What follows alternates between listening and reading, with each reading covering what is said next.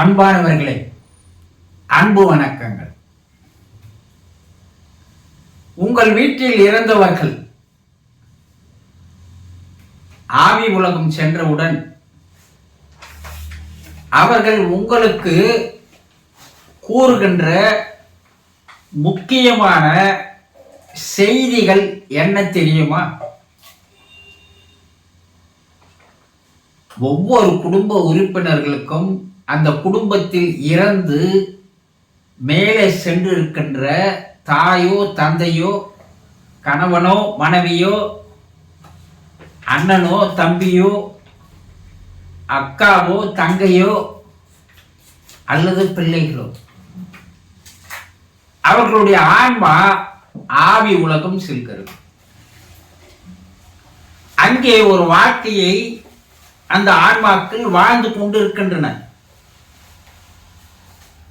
அவர்கள் தங்களுடைய குடும்ப உறுப்பினர்களுக்கு சில முக்கியமான செய்திகளை சொல்கிறார்கள். அதே நேரத்தில் அவர்கள் தங்களுடைய குடும்ப உறுப்பினர்களிடம் கெஞ்சி கேட்டுக்கொள்கிறார்கள் ஒரு விஷயத்தை. அது என்ன தெரியுமா?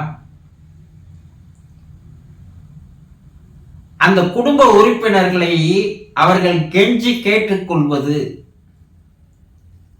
இப்போது நீங்கள் வாழ்ந்து வருகின்ற வாழ்க்கை சரியான வாழ்க்கை அல்ல. வாழ்க்கை என்றால் என்ன என்பதே தெரியாமல் நீங்கள் வாழ்ந்து கொண்டிருக்கிறீர்கள். ஆற்றில் அடித்து செல்லப்படும் செருகு போல, இலைகள் போல நீங்களும் மக்களோடு மக்களாக அவர்கள் வாழ்கின்றபடி நீங்களும் வாழ்ந்து கொண்டிருக்கிறீர்கள். இந்த வாழ்க்கை சரியான வாழ்க்கை அல்ல. முதலில் வாழ்க்கை என்றால் என்ன என்பதை தெளிவாக தெரிந்து கொள்ளுங்கள். இறைவன் எதற்காக உங்களுக்கு இந்த பிறப்பை தந்திருக்கிறான்?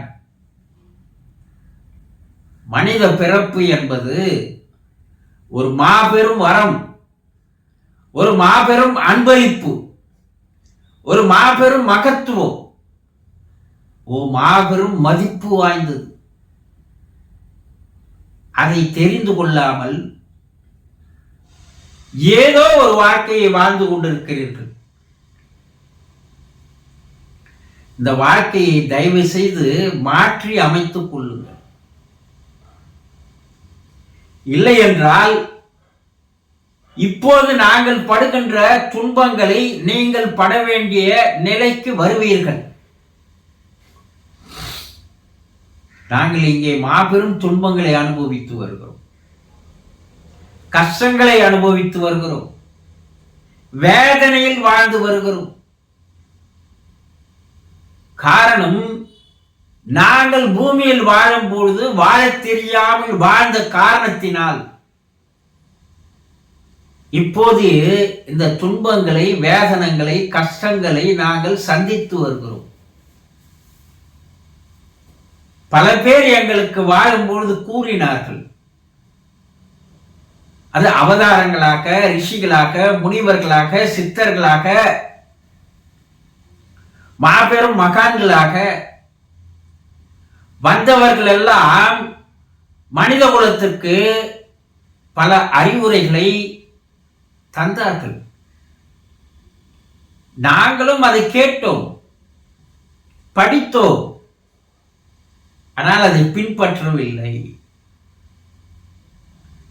இப்போது நீங்கள் வாழ்ந்து வருகிற போல் நாங்களும் அதை அலட்சியப்படுத்திவிட்டு நாங்களும் வாழ்ந்தோம். அப்போது எங்களுக்கு தெரியவில்லை. ஆனால் இப்போது வந்து நாங்கள் வாழ்ந்த வாழ்க்கைக்கு உண்டான தண்டனையை, வேதனையை அனுபவிக்கும் போதுதான், ஐயோ நம்ம வாழ்ந்திருக்கலாமே, மாற்றி வாழ்ந்திருக்கலாமே, வாழாமல் போய்விட்டோமே, இங்க வந்து நாம் வேதனையில் இருக்கிறோமே, இருள் உலகில் அகப்பட்டு கொண்டு கஷ்டப்பட்டு கொண்டு இருக்கிறோமே, ஒளி உலகிற்கு சென்று இருக்கலாமே, ஒளி உலகில் வாழ்பவர்களை எல்லாம் பார்த்து இப்போது நமக்கு பொறாமையாக இருக்கிறது என்று வேதனைப்படுகிறார்கள். அதனால்தான் அவர்கள் தன்னுடைய குடும்ப உறுப்பினர்கள் இங்கு இருள் உலகிற்கு வரக்கூடாது, இந்த துன்பத்தை இந்த தண்டனையை அனுபவிக்க கூடாது என்பதற்காக உங்களிடம் அவர்கள் கெஞ்சி கேட்டுக்கொள்வது, தயவு செய்து வாழ்க்கை என்றால் என்ன என்பதை தெளிவாக முதலில் தெரிந்து கொள்ளுங்கள். ஏதோ பிறந்தோம் வளர்ந்தோம் வாழ்ந்தோம் என்பது அல்ல வாழ்க்கை. மனிதனுக்குள்ளேயே ஆன்மாவானது ஆத்மாவது இருந்து கொண்டிருக்கிறது. அந்த ஆன்மாவை, ஆத்மாவை, ஆண்டவனை, கடவுளை, தெய்வத்தை, பரம்பொருளை, பரமசிவனை உள்ளுக்குள்ளேயே வைத்துக் கொண்டிருக்கிறீர்கள், வெளியே தேடுகிறீர்கள். அது உள்ளுக்குள்ளவே இருப்பதை மறைப்பது எது என்றால் உங்களுடைய மனம்தான். அந்த மனம்தான் உங்களை அது செல்கின்ற வழியெல்லாம் அழைத்து சென்று அதனுடைய இன்பத்திற்காக உங்களை ஆட்டி படைக்கிறது. மனம் போன போக்கெல்லாம் போக வேண்டாம் சொன்னாங்கல்ல பெரியவங்க. ஆனா நம்ம யாராவது கேட்கிறோமா? மனம் போற போக்குல தான் போயிட்டு இருக்கிறோம். அதுதான் இழுத்து செல்கிறது, அதுதான் அனுபவிக்கிறது. நம்ம என்ன நினைச்சுக்கிறோம்? நாம் அனுபவிப்பது போல நினைத்து கொண்டிருக்கிறோம். மனம் ஒரு தடையாக உங்களை நீங்கள் அறிந்து கொள்வதற்கு, உங்கள் வாழ்க்கையை நீங்கள் அறிந்து கொள்வதற்கு அது ஒரு மாபெரும் தடையாக இருக்கிறது. முதல்ல வாக்கு என்னன்னா தெரிஞ்சுங்க, அப்புறம் மனம் என்ன தெரிஞ்சுக்குங்க.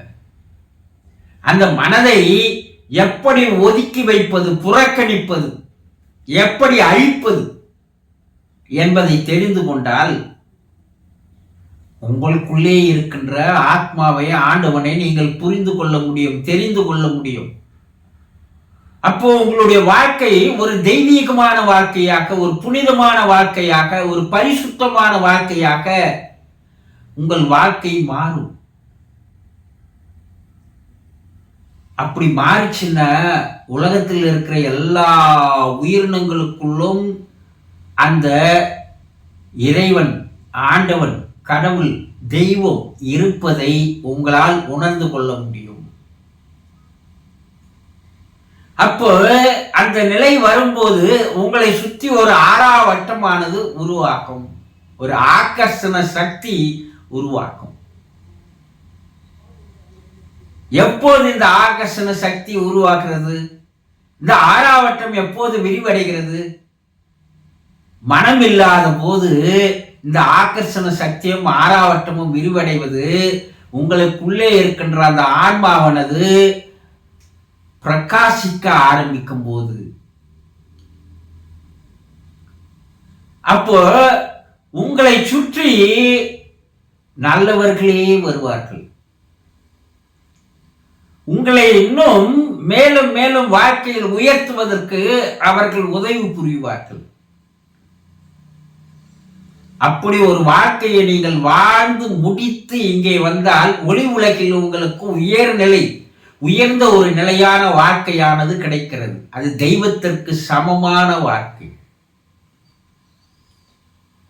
வாழ்ந்த பெரியோர்கள், அவதாரங்கள், ஷீரடி சாய்பாபா, ரமண மகரிஷி, ராகவேந்திரர், ராமகிருஷ்ண பரமஹம்சர், அரவிந்தர், அன்னை மீரா, எத்தனையோ பேர்களை சொல்லலாம். அவர்கள் எல்லாம் ஒளி உலகிலே உயர்நிலை பதவி அடைந்து அங்கே இறைவனுக்கு சமமாக வாழ்ந்து கொண்டிருக்கிறார்கள் என்று உங்களுடைய குடும்ப உறுப்பினர்கள், இறந்து போனவர்களுடைய ஆன்மாக்கள் தெரிவிக்கிறது. அவர்கள் வாழும்போது தன்னுடைய வாழ்க்கையை புரிந்து கொண்டார்கள், தெரிந்து கொண்டார்கள். அந்த வாழ்க்கையை அற்புதமான ஒரு வாழ்க்கையாக மாற்றி அமைத்து கொண்டார்கள்.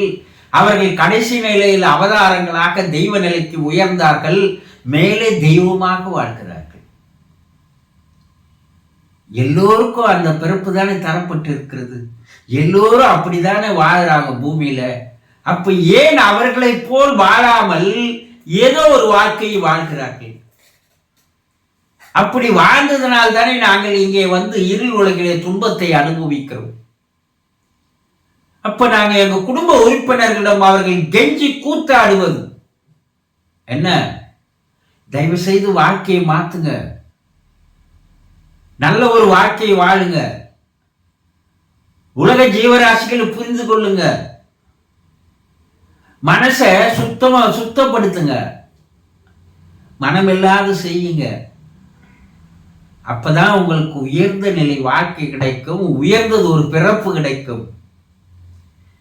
நாங்க அனுபவிப்பது போல இருள் உலகிலே நீங்கள் துன்பத்தை வேதனையை அனுபவிப்பதற்காக இங்கு வந்து விடாதீர்கள். உங்களை மாற்றி அமைத்துக் கொள்வதற்கு நேரம் காலம் இருக்கிறது பூமியிலே. அதை சரியாக பயன்படுத்தி கொண்டு நல்லது ஒரு வாழ்க்கையை வாழ்ந்து, புனிதமான வாழ்க்கையை வாழ்ந்து, பரிசுத்தமான ஒரு வாழ்க்கையை வாழ்ந்து மேல்நிலைக்கு வந்து ஒளி உலகிலே இடம்பெறுங்கள் என்று கெஞ்சி கூத்தாடி கேட்கிறார்கள். இதைதான் உங்கள் குடும்பத்தில் இறந்து போன ஆன்மாக்கள் உங்களிடம் கெஞ்சி கேட்டுக்கொள்ளுகின்ற ஒரு விஷயம், தயவு செய்து உங்கள் வாழ்க்கையை இந்த நிமிடத்தில் இருந்தாவது இருக்கின்ற காலத்திற்குள் ஒரு உபயோகமான ஒரு வாழ்க்கையை வாழுங்கள் என்றுதான் கேட்டுக்கொள்கிறார்கள். புரிந்து கொண்டீர்களா? சந்தோஷம்.